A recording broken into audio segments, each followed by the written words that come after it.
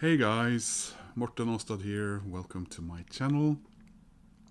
So I broke my fast. Well, today is Saturday. Is it the 8th of February today? And December 22nd, I went to Gothenburg. I stayed one night there on my way to my Christmas, which I was going to have in Denmark. And that's the last time I bought some music. And then I went to Denmark, and for various reasons, I ended up cutting my Christmas short. I didn't have the best of days, time of it. And I'm going through a few things and also trying to not spend a lot of money. So when I got back to Oslo, there was sort of a mention in the vinyl community about having like a white January as far as music goes.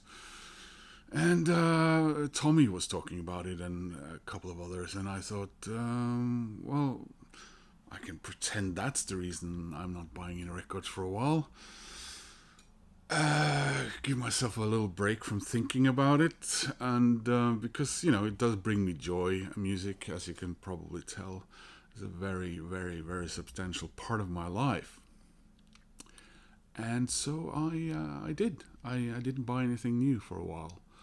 But there was a sale on at Platekompaniet, and I was kind of craving and thirsting, getting something new. I've been making a lot of videos that are thread responses because I haven't been very good at coming up with ideas of my own. Although the Welsh vinyl CD tag was sort of a version of someone else's tag, I felt that that was kind of my own. Although making a tag for something that relatively obscure, I am not expecting anyone else to follow up on it. But then there was a sale over at Platekompaniet, a record shop not that far away from here. And some of the CDs they were showing were very reduced in price anyway. And there were a couple of things that I wanted for quite a while. Well, one of them is fairly new, but the other one came out, this fall. I guess it'll be 9 years ago. So what is it that I'm talking about? Well, I don't know how long it's been since I bought the last one of these, because I can't read the date.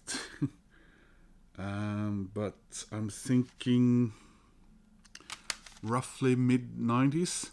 And the band, here we go, the and this one came out in 1989, and there's the band, as it were, back then. And you probably also recognize, well, of course, Matt Johnson is the but Johnny Marr is also on this one. It's a really great album. And I have one previous album on vinyl, but I don't have it here. And then came Dusk, and this one, which was this an original album or is it covers? I don't remember now. Hanky Panky was the last one I bought. Last album they released was back in 2001, which I don't even think and I say they, I mean him. I don't think I've ever seen it. But last year, the released a new album for the first. Well, it says the first studio album in a quarter of a century. I guess technically 24 years. And it's Ensoulment. And I heard really lots of good things about this. And I even heard a couple of songs played on YouTube in one of those sort of intimate settings or something like that. There's the hype sticker for what it's worth. So yeah, I grabbed this one, and I think it was about half the price of the original cost, and gotten pretty great reviews as well. And let's have a look at this. Um, so yeah, my first new records of 2025 are CDs, and I'm fine not getting the on vinyl, I suppose.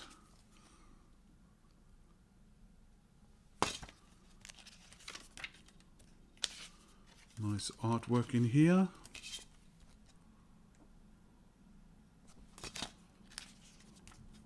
Ooh, that's cool. So yeah, I can't really convey that much about this. I haven't heard much of it yet, like I said, and I don't think I'll be playing any samples for you guys for this. This was more me disclosing that I've been on a record buying break. There's one or two vinyl things this month that I am going to try to get, even though I know I shouldn't. Next week, it's been pushed back. I think it's been pushed back 2 times over the last month. It was supposed to come out, was it the last week of January? The newest Manic Street Preachers album. So I'm very much hoping I can put on the blinders and go and get that. And the other CD that I got, and the price tag on this, by the way, is if wasn't part of the sale, because this was even cheaper. But yeah, there's been a documentary. There's been they shown over again, once again, a tribute concert, and here in Norway. And one of the reasons for that is because there's been a movie. Was it mini TV series, or was it a movie about the young life in the Greek islands of one Mr. Leonard Cohen? And one of the reasons for the interest for that in Norway is because that his girlfriend at the time was a Norwegian lady, and Leonard Cohen has been and still continues to be a major artist here in Norway, and there has been.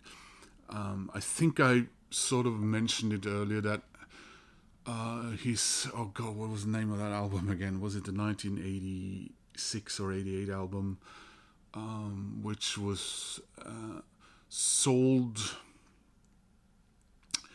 enormous amounts here in Norway and was in the number 1 spot for weeks and weeks and weeks. So much so that that the rest of the world actually picked up the news story and ran with it back then. I remember. And this album, You Want It Darker, was actually also at number 1 in Norway when it came out. And Leonard, of course, passed away. Was it about 3 weeks after this album came out? So this was back in 2016. And very happy to have this. I don't have a lot of music from Leonard Cohen, but I also had him sort of fresh in my mind lately because of some of our wonderful vinyl community members from Canada, Brian there, Embryonic Robot, of course, and I love his voice and I love the mood he conveys, and I think in this day and age, his heritage, his Jewish background, I feel listening to him and being comforted by the beautiful art that he represents, and those of, broadly speaking, his people, because I think the world right now is really dangerous for some people, and the way things are turning out, and the way hatred is being groups of people that I'm very fond of are being targeted for hatred from anything from religious zealots to fascists and other basic, I won't use the word. I'm reminded about my father telling me he was 14 years old when the German planes came across the sky here in Oslo, and he was living with his mother and father at a small island here in Oslo called Heggolmen, which housed a little one-man factory from Lilleborg Factories, which was and sort of still is a Norwegian soap and cleaning solvents factory, and there was a kokeri, a soap boiling plant of sorts on that island, which was there because the neighbors in the city where some of that production went on were complaining in the 1920s, so they moved in, and my grandfather worked there. But when the Germans with that symbol arrived in Norway, that island was adjacent to another island that had hangars for seaplanes, and so they were driven into the city. No civilians were allowed to be there anymore, so my grandfather started working at the main plant inside of Oslo, and they never returned because everything was destroyed by the Germans during the war. And my father who was very fond of Jewish people and Jewish culture, and we loved watching entertainers from the Borscht Belt and the Catskill Mountain resorts, entertainers, and the Danny Kays and other people and other entertainers. American culture from that period my father was very fond of that because, of course, it became a very strong part of Norwegian identity, not only from the Americans along with the British, of course, helping to liberate us from the Germans, but also from all those Norwegians. 900,000 Norwegians immigrated to America, probably more if you count Canada as well, and about a third of the Norwegian population left from the 1820s till the 1920s. So a lot of that information came back, and even my grandfather immigrated to North America, and he worked in. I know he worked in Minnesota and Montana and Saskatchewan, but for some reason he came back, having converted to being a Jehovah's Witness, which was a huge argument between my father and my grandfather, because my father, like me, was a very non-religious person. But he told me when he arrived at his classroom at school one day there in was it November 43. That three desks in his classroom was empty. 3 classmates of his were gone, and he did see one of them after the war, but 2 of them died and never came back because they were Jewish, and because they were arrested in their home with their parents and siblings and grandparents by Norwegian police who did the bidding of the Germans, not like in Denmark, where the resistance managed to evacuate and save nearly their entire Jewish population. And like I said, he never saw them again, 2 of his classmates. And he would remind me and remind other people of that was what this war was about. And Norway would claim to be the victim and everything, but the Norwegian state confiscated property belonging to its own Jewish population, and people had to wait until the 1990s until there was some sort of, I would almost say, half-hearted apology for that, and so on. So what are we supposed to be? You know, the guardians of everything and being fair, but we weren't fair to our own people, were we? So I'm sorry this ended up being kind of downer, perhaps, but you know, I was reminded by all of that by getting this record by this wonderful man, and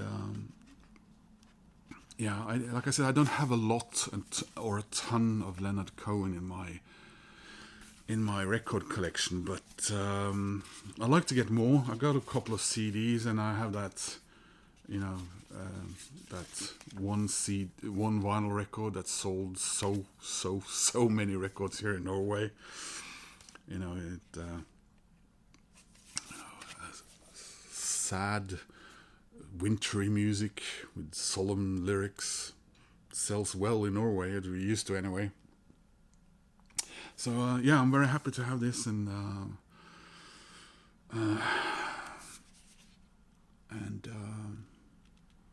because it's art and it's beautiful. It's a beautiful person, a beautiful man, and I've been, yeah, like I said, I've been sort of reading up on him and watching stuff on the streaming there and so on lately, and hearing people like Brian talking about him, and yeah, a reminder I should get this, and now I did. So guys, that was me breaking the fast, and not in the kosher manner, I suppose.